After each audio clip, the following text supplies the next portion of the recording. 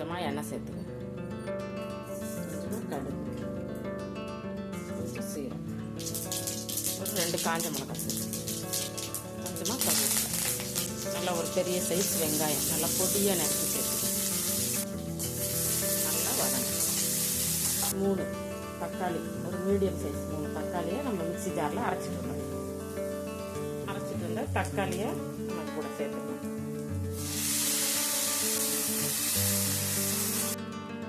ஒரு 1/4 ஸ்பூன் மஞ்சள் தூள், கொஞ்சம் பெருங்காயம் சேர்த்து,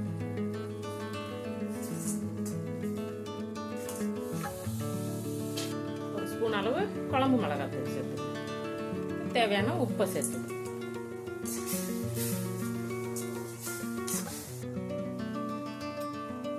தண்ணியை சேர்த்துக்கணும். கொஞ்சம் தண்ணியாகவே வைங்க.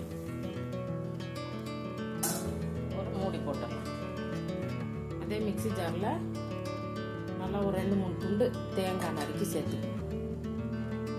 4 பச்சை மிளகாய், கொஞ்சமாக சோம்பு, ஒரு கைப்பிடி அளவு பொட்டுக்கடலை சேர்த்து, ஒரு 2-3 பூண்டு பல் சேர்த்துக்கணும். இது எல்லாத்தையும் நம்ம நைஸாக அரைச்சிட்டு வந்தோம்.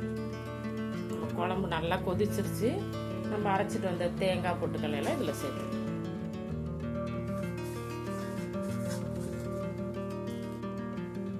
சூப்பராக ரெடி ஆயிடுச்சு. கொத்தமல்லி போட்டு இறக்க வேண்டியதுதான்.